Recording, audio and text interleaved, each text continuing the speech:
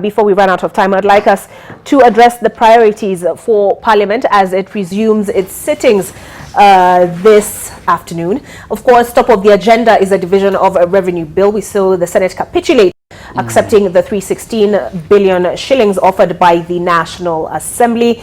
Mheshimiwa Wamalwa, as you go in, what is the priority for you? In fact, I want to start by correcting you that the 316.5 was not offered by the National Assembly. This was the negotiated figure. Now, there are three critical bills that we expect to look at. First, the division of revenue, as you clearly put it. We have the finance bill, and we have the county appropriation bill. Now, the division of revenue, as we all know, it is a bill that shares national revenue vertically. That is between the national government and the counties. And before the agreement is done, we normally get an input from the Treasury, because the Treasury knows how much we collect through KRA. And you can only share what you have. You can't share what you don't have. Initially, the National Assembly, the agreed amount was 310. And the senators, they were 335. But according to the outstanding orders, when the Senate and the National Assembly don't agree, they have to go for mediation. When they went for the mediation, it collapsed. But I want to thank God that it was agreed. But our honorable members who are the senators, it was very unfortunate because they knew KRA could not afford that money. So to me, it was a populist show, so to say, because it was not necessary. And even His Excellency the President came out and said clearly that if we had the money, obviously I've shared. But the money is not available. It is KRA that collects this through taxation. So I want to thank God that they agreed the 316.5. And now what happens, this report comes to Parliament because it's coming published as an agreed 316.5. So we're going to pass it, and we expect within the week or so, we'll have finalized about this, and we are sure this bill will have been forwarded to the President for the presidential assent. So that is top of the business. But now there's also the finance bill.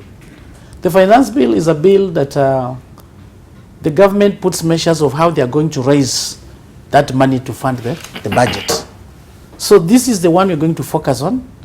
And the Committee on Finance looks at all the proposals. Then after that, it comes to the floor of the House.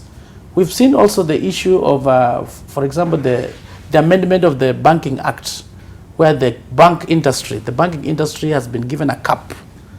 And they are saying they want to increase so that we remove that capping so that they can regulate themselves.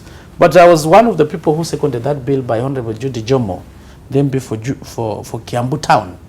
And why this bill came on the floor of the House is because banks were making abnormal profits. You find that you borrowed 10 million, overall in the long run you're going to pay back 20 million. So we tried to put that capping so that they don't make abnormal profits. And those people who have done basic economics on the laws of supply and demand, when the price of a commodity has gone down, that means the quantity demanded will be higher because there will be many people to afford this. But in the banking industry, when that capping was done, that it should not go charge beyond the 4% margin, the banks refused to give out money to the SMEs. So this is, to me, this is a governance issue. Refused or could not afford to? No, they refused, they rejected.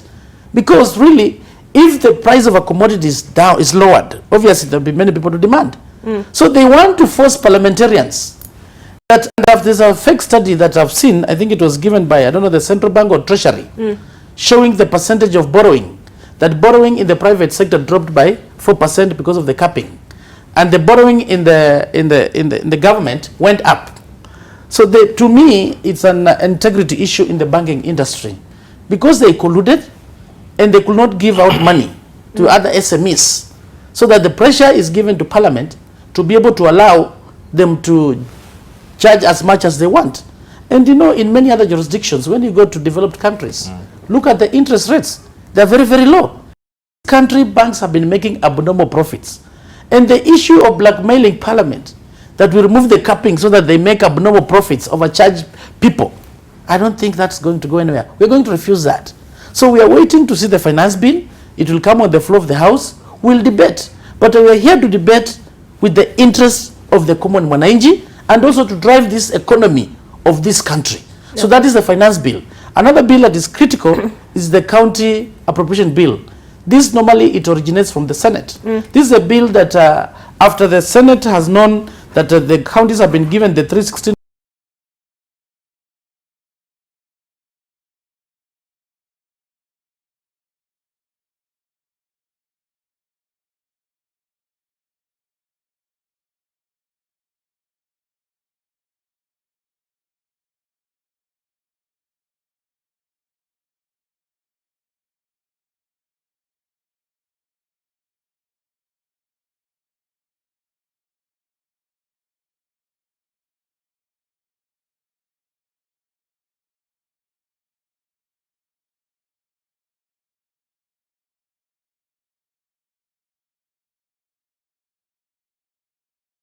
NTV SASA, but when I said the 316.5 offered by the National Assembly, because that was in the revised bill. Yes. Yes. No, it was negotiated. It was a negotiated I one. think But then the revised bill came after it was negotiated yes, because the negotiation. National Assembly initially it was 310, Yes. and it was based on the Treasury. Any money bill, by the way, cannot move without the input of the Treasury. Okay.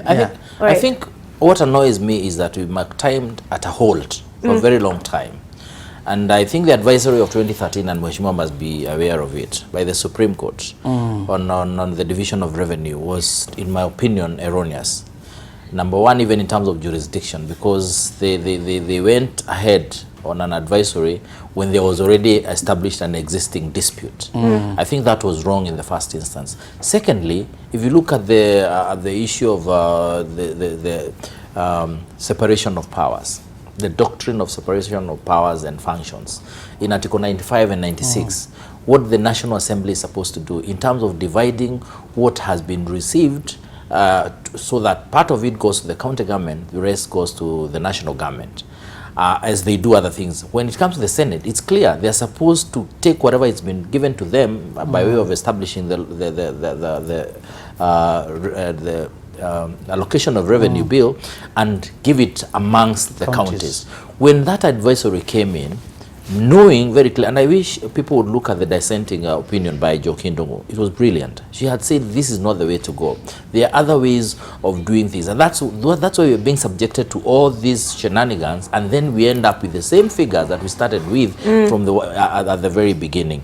And if it had collapsed, it would have been disastrous. If this mediation had collapsed, had not gone through, we would not be sitting here talking the language we are talking, because it would have literally meant we get into a lot of trouble in as far as the functions of the counties are concerned. So I think, to me, moving into the future, even as we're looking at how to amend the constitution and all this, these are the things we need to look at, so that we don't have the Supreme Court pronouncing itself on advisories that are binding, by the way, and it acts as a shortcut on matters that would have gone through the High Court. Then there is an aspect of appeal up all the way up to them, because when you ask for, you get an advisory, it's actually a shortcut, and then there is no option of the same being appealed, especially when a dispute has already been established. So I think that can be is critical, that we look at some of the ways we guide the Supreme Court through legislation on how to go about some of these things, with a lot of respect to the Supreme Court.